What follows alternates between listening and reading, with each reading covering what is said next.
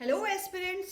आज का हमारा टॉपिक है चार्टर एक्ट ऑफ 1833। 1833 इसमें हम देखते हैं इस एक्ट को बोला जाता है known as Saint Helen Act भी इसे बोला जाता है।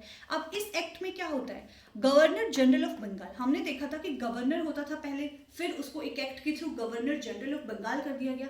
अब इस एक्ट में क्या किया जाता है, गवर्नर जनरल ऑफ बंगाल को बोला जाता है गवर्नर जनरल ऑफ इंडिया।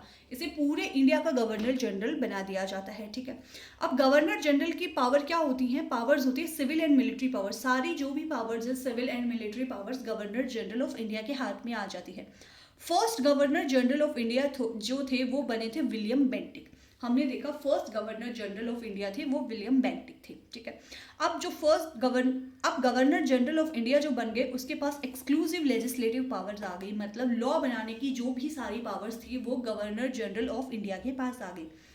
पहले ये जो एक्ट्स आते थे, हमने देखा इससे पहले भी काफ़ी सारे एक्ट आए, रेगुलेशन एक्ट और पिट्स इंडिया एक्ट, बाकी के एक्ट्स आए। जो एक्ट आते थे उनको कहा जाता था रेगुलेशंस। लेकिन इस लॉ के बाद में, इस एक्ट के बाद में जो चार्टर एक्ट 1833 है, इस एक्ट के थ्रू जो भी लॉज बनाए गए उनको बोला गया एक्ट्स।